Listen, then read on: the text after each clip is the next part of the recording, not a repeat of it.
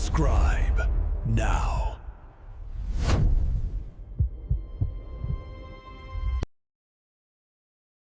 हवेली की चीख।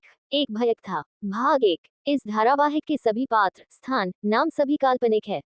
किसी भी जीवित या मृत का इससे मिलना मात्र एक सहयोग माना जाए। इसका लेखन लेखिका के दिमाग की उपज है। मेरा उद्देश्य किसी भी अंधविश्वास को बढ़ावा देना नहीं है। आप इस कहानी को सिर्फ मनोरंजन की दृष्टि से पढ़ें और कहानी का आनंद लें। ज्यादा सोच विचार और गहराई में जाना आपके स्वास्थ्य के लिए हानिकारक साबित हो सकता है।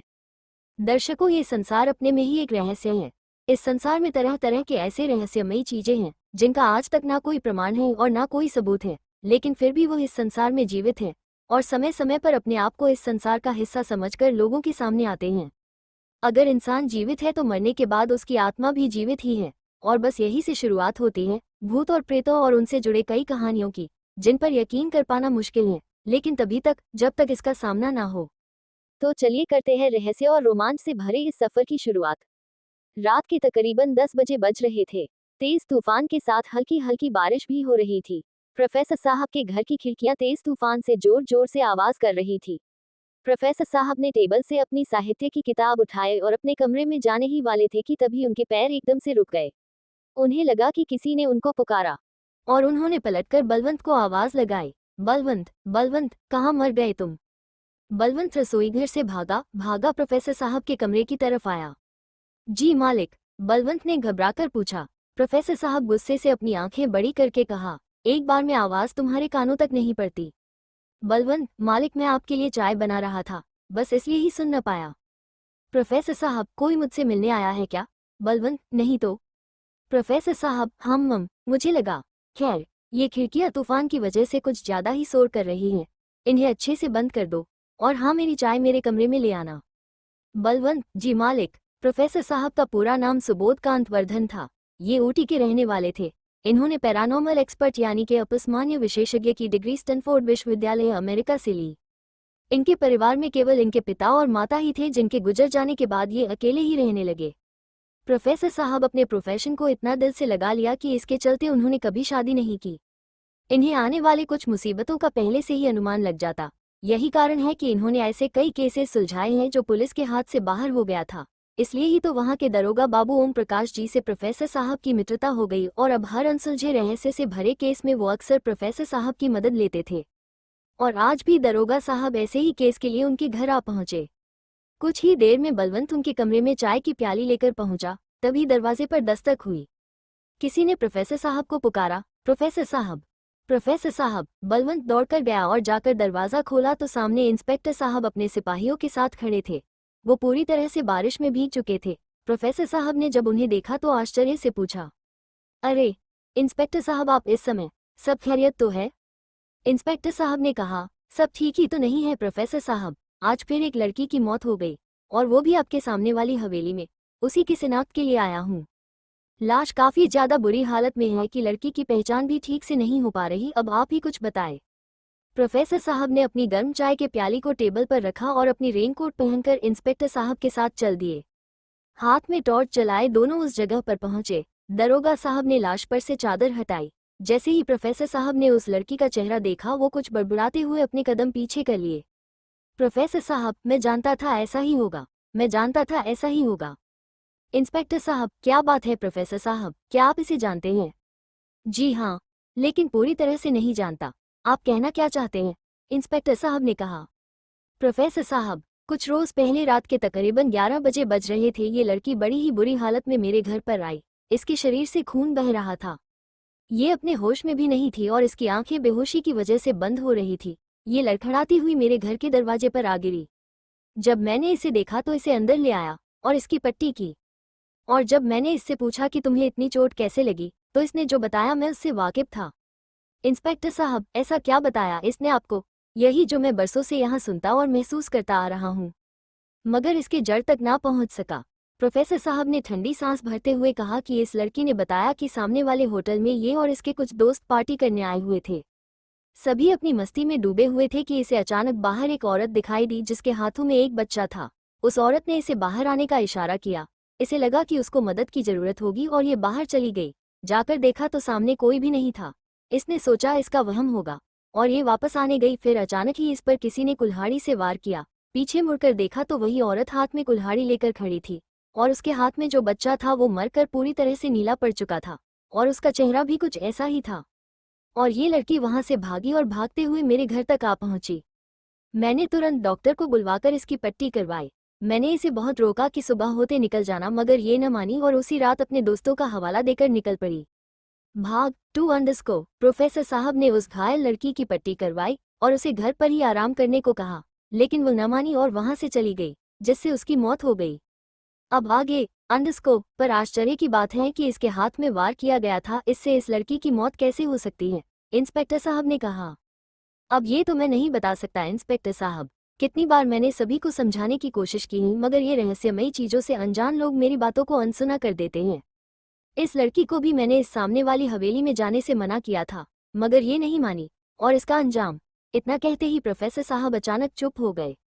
इंस्पेक्टर साहब, मुझे ये तो पता नहीं कि आप इस बंद पड़ी खंडहर जैसी हवेली के बारे में क्या जानते हैं और क्यों आप वहां जाने से सबको मना किया करते हैं, लेकिन मैं ये दावे के साथ कह सकता हूँ कि इस लड़की की मौत किसी जानवर के हमला करने से हुई है। इसके शरीर पर जानवर के बाइट के निशान हैं। प्रोफेसर साहब, मैं भी इस हवेली के बारे में ज्यादा नहीं जानता, मगर इतना जानता हूँ कि हवेली बहुत ही खतरनाक है और शैतान किस किस रूप में आकर अपना काम कर जाए ये कोई नहीं जानता। इंस्पेक्टर साहब, हम वैसे मुझे आपसे एक बात और पूछनी थी कि इस हवेली में आपके हिसाब से कोई शैतान है तो वो आपको क्यों नहीं परेशान करता? क्योंकि शायद मैं वो इंसान नहीं हूँ जिसकी उसे तलाश है। जिस दिन उसकी तलाश खत्म होगी, जाने कौन सा तूफान आएगा। इंस्पेक्टर साहब, आपकी माया आप ही जाने। अच्छा, तो अब मैं चलता हूँ, लाश को पोस्टमार्टम के लिए भेजना है। इतना कहकर दरोगा साहब लाश को लेकर चले गए और प्रोफेसर साहब वापस अपने घर चले आए। इस खौफनाक मंजर ने उन्हें रात भर सोने नहीं दिया। प्रोफेसर साहब ने पूरी रात करवट बदल कर ही गुजारी। कुछ दिन बाद, नताशा वहां मत जाओ, न जाने कैसी हवेली है। खंडहर सी इतनी डरावनी, मुझे तो बाहर से ही देखकर डर लग रहा है। तुम अंदर मत जाओ, अगर कोई प्रॉब्लम हो गई तो। ओ रीना, तुम खामखा डरती हो, इतनी भी डरपोक मत बनो। देखो ना ये हवेली कितनी दिलचस्प है। बाहर से जब इतनी रहस्यमयी लग रही है तो अंदर से कितने रहस्यों से भरी होगी। मुझे तो ऐसी पुरानी चीजें देखना बहुत अच्छा लगता है। चलो ना अंदर से देखते हैं, इतनी बड़ी हवेली में आखिर रहता कौन है।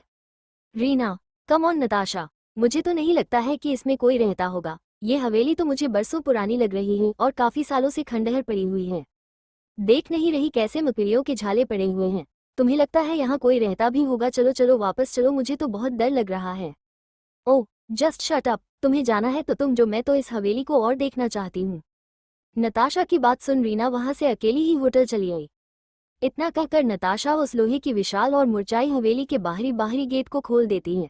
उसके गेट खोलते ही जैसे वातावरण में हलचल सी मच जाती है।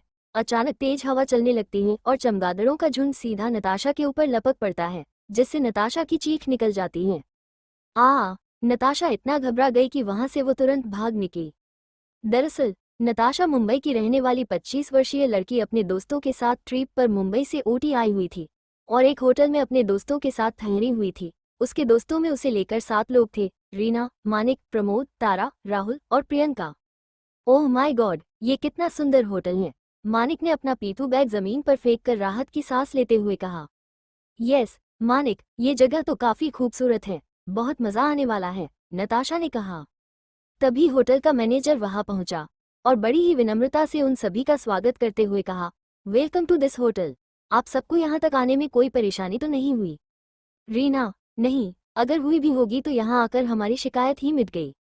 हा हा हा हा हा हा हा हा हा, मैनेजर ने वहां के नौकर को आवाज लगाई। अरे सुनो, इन लोगों का सामान इनके कमरे तक पहुंचा दो और हाँ, इनके नाश्ते का भी इंतजाम करो। नौकर भोला, जी साहब। भोला सबका सामान अपने कंधों पर उठाने लगा कि तभी राहुल ने कहा, यहाँ का जंगल तो काफी दिलचस्प है, एकदम हरा भरा और इतना घना है और एक भी खूंखार जानवर नहीं, ताज्जुब की बात है। भोला ने ये सुना तो वो उन सब की तरफ देखकर बोल पड़ा, साहब जंगल जितना बाहर से हरा भरा दिखता है, अंदर से उतना ही खतरनाक होता है। प्रमोद, तुम कहना क्या चाहते हो? तभी मैनेजर ने भोला को डांट लगाई और अंदर जाने को कहा, जिससे भोला चुपचाप सामान लेकर भीतर चला गया। मैनेजर, अरे सर, इस गवार की बातों को सीरियस मत लीजिए, ये तो कुछ भी बकता है। आप लोग तो बस इस खूबसूरत जगह को एंजॉय कीजिए। सभी अपने अपने कमरे में चले गए।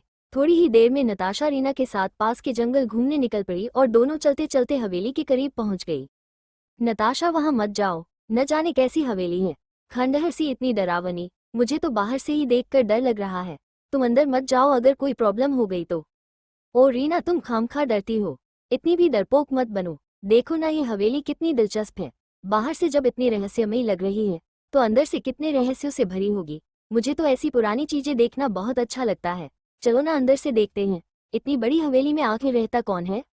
रीना, कम ऑन नताशा, मुझे तो नहीं लगता है कि इसमें कोई रहता होगा। ये हवेली तो मुझे बरसों पुरानी लग रही है और काफी सालों से खंडहर पड़ी हुई है।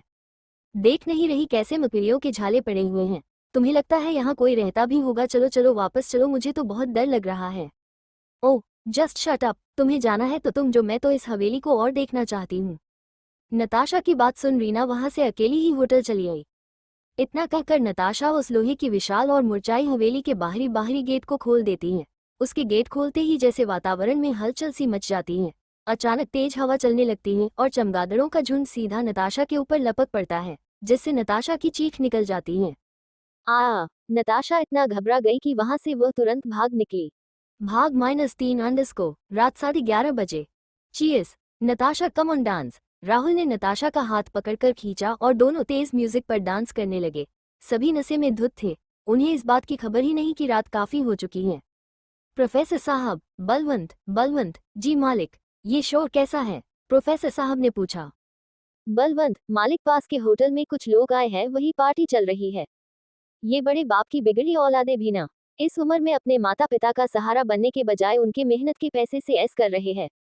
इतना कहकर झुंझलाते हुए प्रोफेसर साहब अपने कमरे में चले आए और बलवंत को कहा कि मेरा डिनर मत बनाना, मुझे आज भूख नहीं है। जाने क्यों कुछ अजीब सा महसूस हो रहा है। और अपने कमरे की खिड़की से होटल की ओर एक नजर देखा, फिर अपनी साहित्य की किताब खोलकर बैठ गए।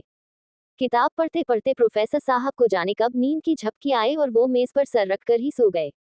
अचानक उन्हें चीख सुनाई दी, बचाओ, आ! और उनकी आंखें खुल गई।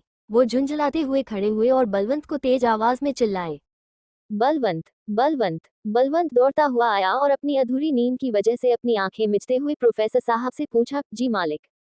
प्रोफेसर साहब, बाहर चीखने की आवाज कैसी थी? बलवंत, नहीं पता मालिक, हमें तो कोई आवाज सुनाई नहीं दी। प्रोफेसर साहब ने खुटे से अपना कोट उतारा और पहनकर बाहर चले गए। उन्हें ऐसे परेशान देखकर बलवंत भी उनके पीछे पीछे लालटेन लेकर गया। प्रोफेसर साहब ने बाहर जाकर देखा तो एक लड़की जमीन पर बेहोश हुई पड़ी थी। प्रोफेसर साहब ने थोड़ा उसके करीब जाकर देखा तो वो नताशा ही थी जो प्रोफेसर साहब की कोठी के पास वाले होटल में रहने आई थी। प्रोफेसर साहब ने उसे तुरंत उठाया और अंदर ले आए। कुछ ही देर में उसे होश आ गया और जब उसने आंखें खोली तो वो अपने सामने देखकर फिर से चिल्ला उठी, प्रोफेसर साहब, चुप, क्यों चिल्ला रही हो? नताशा, तुम कौन हो और मुझे ये कहाँ लेकर आए हो? प्रोफेसर साहब, तुम बाहर बेहोश पड़ी थी, इसलिए तुम्हें मैं उठाकर यहाँ ले आया। तुम सामने वाले होटल में रह रही हो ना, तुम बेहोश कैसे हुई? नताशा, दरअसल मैं पार्टी में थी कि अचानक खिड़की के बाहर मुझे एक महिला दिखाई पड़ी। वो कब से बाहर खड़ी थी, उसकी गोद में एक बच्चा भी था, मगर वो कुछ बोल नहीं रही थी। मुझे लगा उसे मदद की जरूरत है, लेकिन वो शायद संकोच कर रही है, और फिर यही सोचकर मैं उसके पास गई। मैंने उससे पूछा कि तुम कौन हो, क्या चाहिए तुम्हें? लेकिन उसने कोई जवाब नहीं दिया और चुपचाप खड़ी रही। मैंने दोबारा पूछा, लेकिन दोबारा भी उसने मुझसे बात नहीं की और चुप रही। मुझे लगा शर्मा रही है, तो मैंने उसे कहा कि तुम अंदर आ जाओ, तुम्हें जो चाहिए मिल जाएगा। इतना कहकर मैं होटल के अंदर जाने के लिए पीछे मुड़ी तो उसने मुझ पर हमला कर दिया। एक हाथ में बच्चा और एक हाथ से वो मुझे पीछे की ओर धकेलना चाह रही थी। सर पर चोट लगने की वजह से मुझे बेहोशी आ गई और मुझे उसके बाद कुछ याद नहीं। प्रोफेसर साहब, वो दिखने में कैसी थी? नताशा, वही तो, मैं उसका चेहरा भी नहीं देख पाई, उसने घूंघट कर रखा था। प्रोफेसर साहब ने बड़ी ही दिलचस्पी के साथ नताशा से पूछा, और कुछ याद है उसका, और कोई चीज जो अजीब लगी हो? नताशा, ना, मुझे तो ऐसा नहीं लगा। प्रोफेसर साहब, ठीक है, तुम लोग जितनी जल्दी हो सके यहाँ से चले जाओ। नताशा, क्या मतलब? प्रोफेसर साहब, क्योंकि तुम सबकी जान को खतरा है, यहाँ रहोगे तो मारे जाओगे। नताशा, आप ये क्या बकवास कर रहे हैं? भला हमें कौन मारना चाहेगा? प्रोफेसर साहब, वही जो और लोगों को मार चुकी है, वो किसी को नहीं छोड़ेगी, किसी को नहीं। प्रोफेसर के इस अजीबोगरीब बातों को सुनकर नताशा झुंझला गई और वहां से उठकर जाने लगी। रुको, प्रोफेसर साहब ने कहा, कहाँ जा रही हो तुम? नताशा ने गुस्से में जवाब दिया, होटल, आपने मेरी हेल्प की उसके लिए बहुत बहुत धन्यवाद, मगर मुझे आपके इस अजीब बातों में नहीं आना है।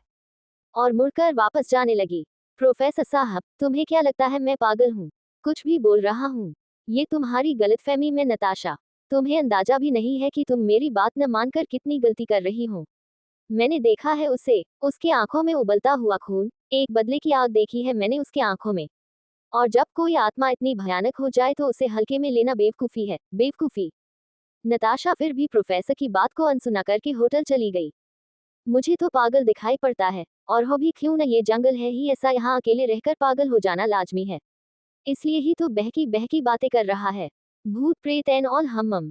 क्या हुआ नताशा, किस पर इतना भड़क रही है तू? तारा ने नताशा से पूछा।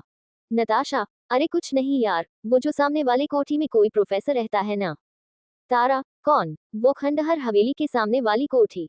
नताशा, हाँ वही। मुझसे पता नहीं क्या भूत प्रेतों की बातें कर रहा था।